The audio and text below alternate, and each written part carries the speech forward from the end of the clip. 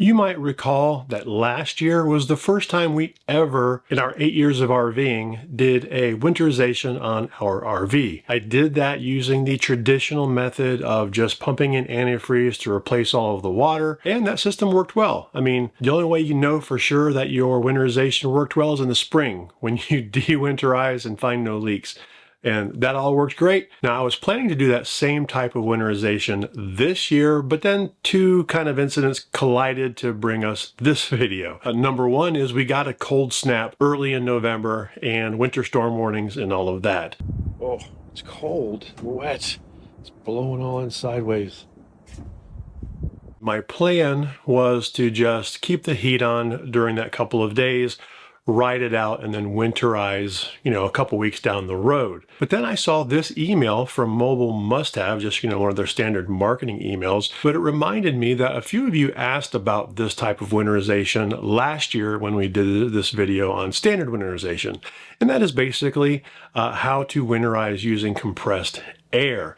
Now, I didn't really have any interest in doing this because I don't have a compressor, and I didn't want to have to, buy a compressor and mess with it and not really know what's going on. But then I saw that kit that they sent the email about and thought, I've already got a Viair air pump.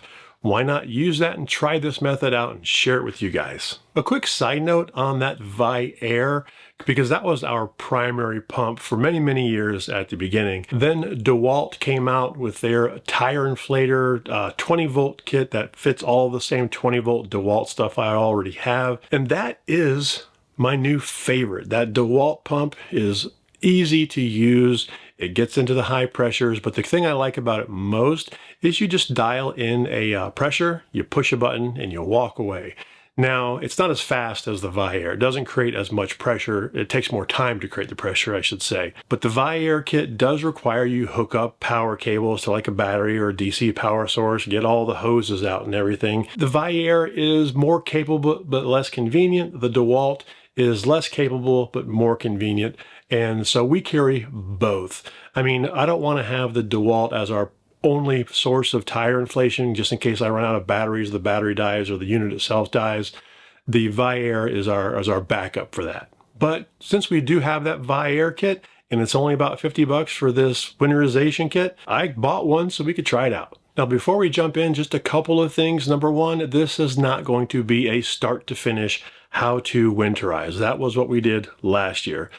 This is going to be sort of a modification on that process using air instead of antifreeze. And we're just going to kind of compare the two and see which one I like better at the end. But regardless of which method you use, the whole point of winterizing, there's a few other steps, but the main goal of winterizing is to get all of the water out of the RV, out of the plumbing, out of the tanks, out of the fixtures, out of the appliances. That poses a lot of complications sometimes when you're talking about an ice maker or a washing machine. Now, of course, just like last year, the simplest, probably most common way to do this is with antifreeze. Antifreeze basically pushes all the water through and replaces the water with antifreeze. And that method is pretty straightforward. And the thing I like about it is when you're done. You got pink coming out of the faucet on hot and cold.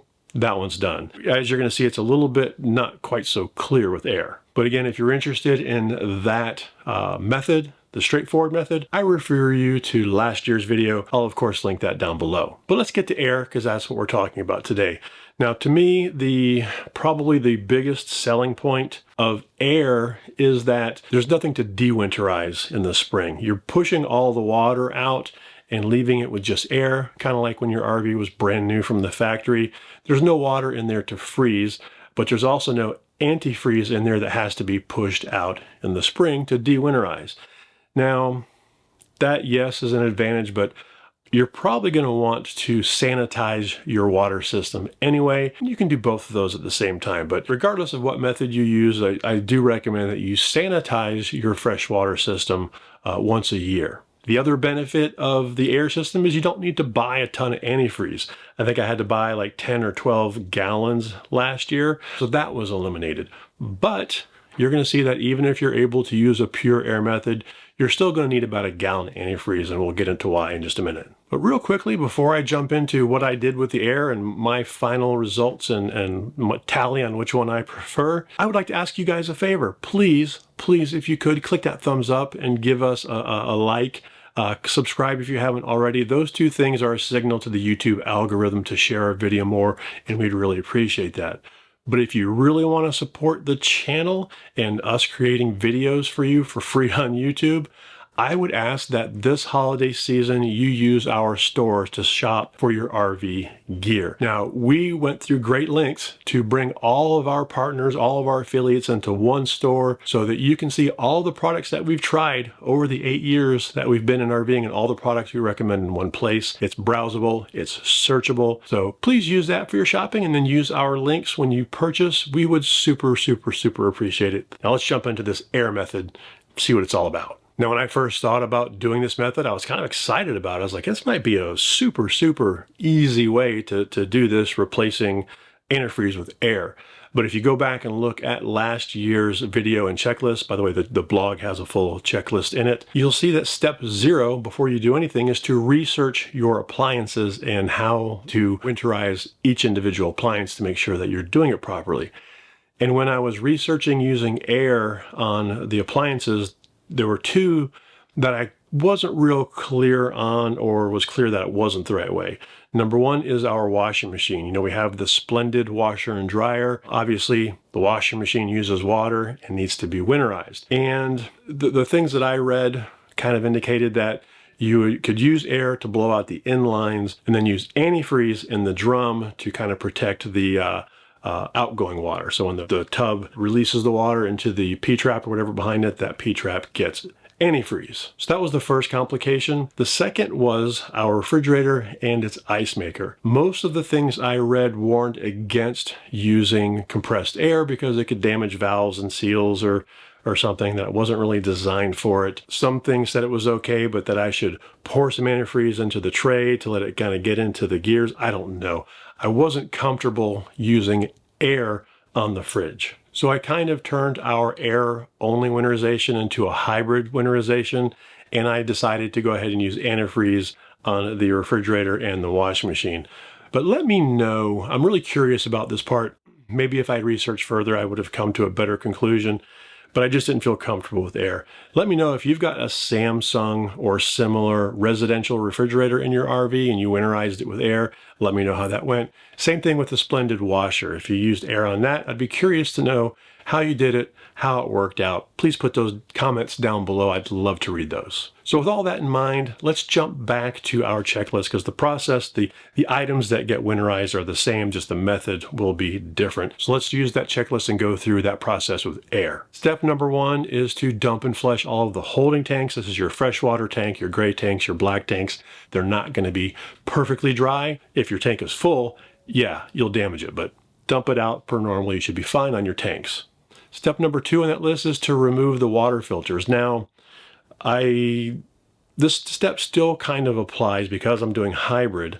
However, I found that when I did the air portion of this, it did push all the water out of those filters. So if you're going to figure out a way to do a water-only purge, your water filters are probably fine. You know, we've got a triple water filter system down there, and if those canisters were still full of water, that would obviously be damaged upon freezing. But the air method pushes them all out.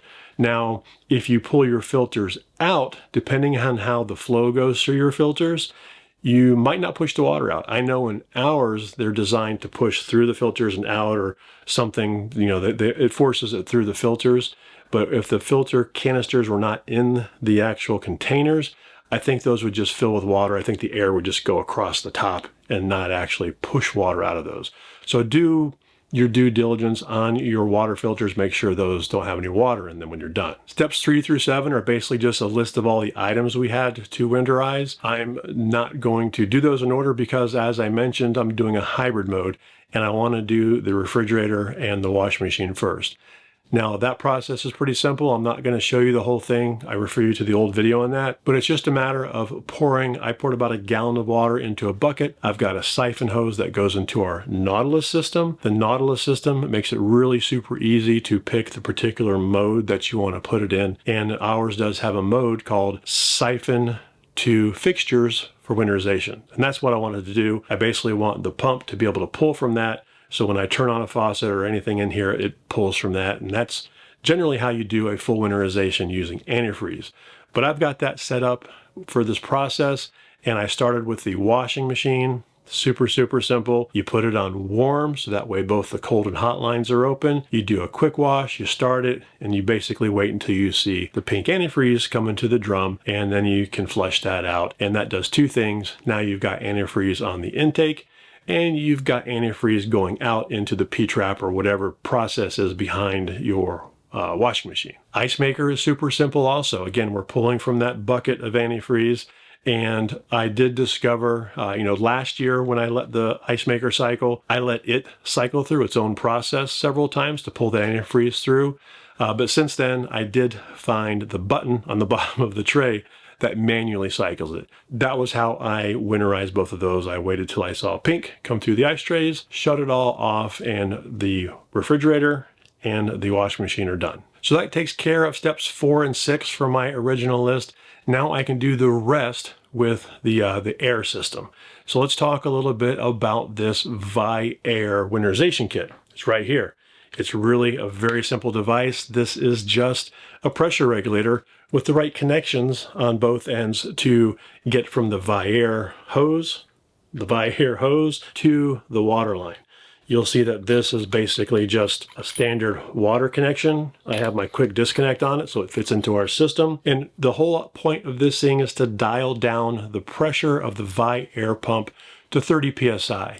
You don't want that 150 psi potential or whatever the top end is on that Viair to be pumped right into your system. You don't want 150 psi on your water system. Now, this kit does only work with the 400 and 450 series models. I'll put a list on the screen. If you've got one of those pumps, all you need is this little kit. Now, the way the instructions say to do this is, you hook up the Viair pump, you turn it on, you let it pressurize, and then you use this knob, you pop it out, adjust it, pop it back in and lock it, and you adjust it to 30 psi.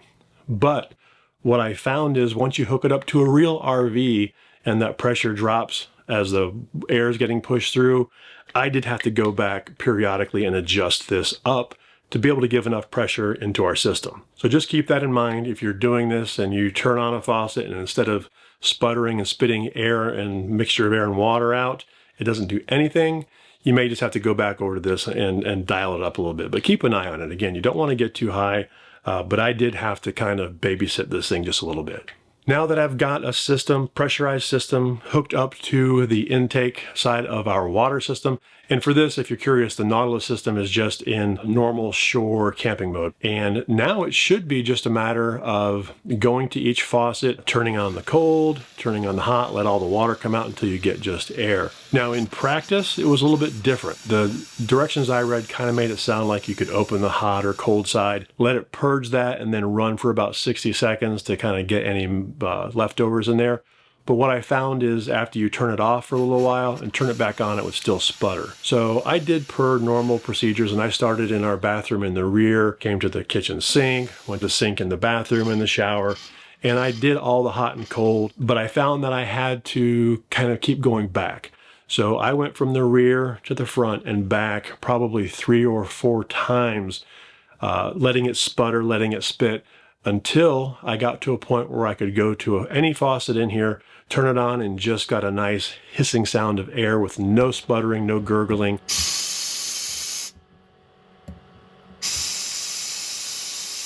I felt better that all of the water was out of the lines. Now, one of my concerns when I considered using air before was that how do you know you got all the water out of the lines? There's still going to be some water droplets in there, and those might coalesce and condense and drop down to low points. I'm not too concerned about a couple ounces of water in a pipe somewhere because it still has room in the pipes to expand out to the sides. Also, the PEX is a little bit flexible. So I'm not worried about small little sections of frozen water.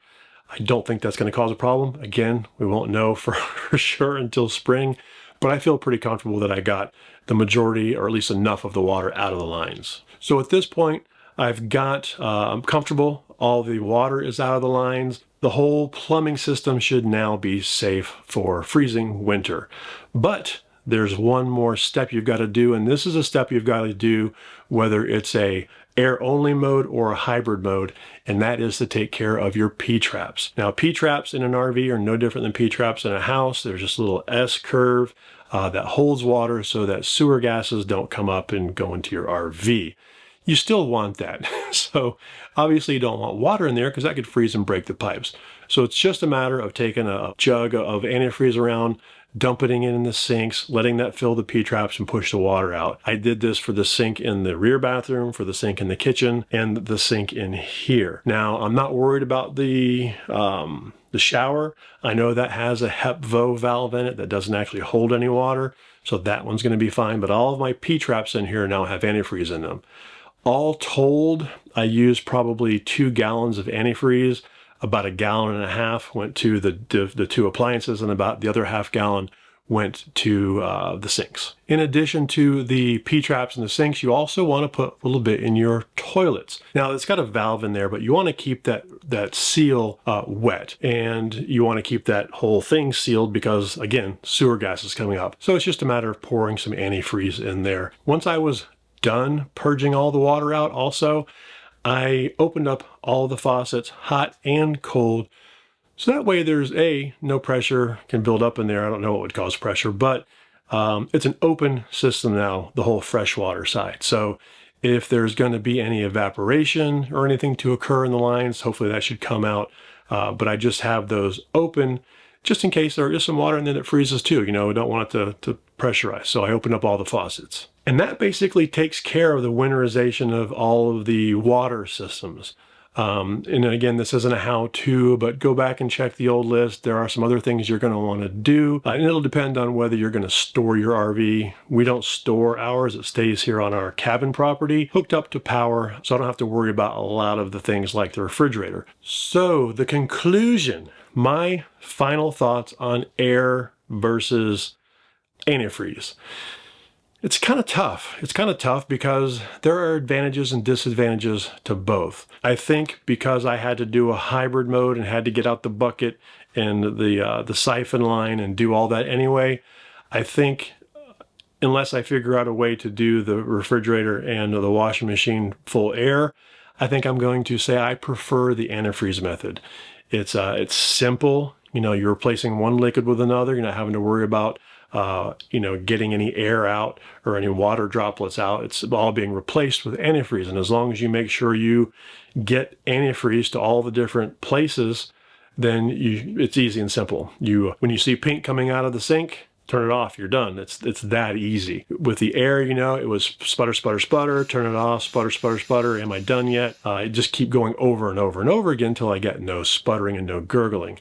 So the antifreeze method is definitely a lot more decisive. Now the air method is cool. You know, if I had a definitive answer and a way to blow out the air and know I was good on the refrigerator and the washing machine, I think I might prefer the air method just because you don't have to de-winterize. But we're going to run sanitization before we hit the road again anyway. So overall, the air method is cool, but I think I prefer the traditional antifreeze. But again, this is just me. I'm really curious to know what you guys think. You know, let me know how you're winterizing. If you prefer the air method, why? Maybe some tips in there on how I might do it differently or a little bit better. If you've got the refrigerator and the washing machine, let me know how you did those. Or if you prefer the antifreeze method, maybe you've tried the air method and it didn't work. Maybe in the springtime, I'm going to find a leak. I hope not. Of course, if we do, you'll know about it. But I feel pretty comfortable that our RV is protected with air. But I look forward to reading your comments on all of these things. Again, this was just kind of an experiment. I wanted to try this method and give you my thoughts. I think antifreeze is just simpler, just the way it is.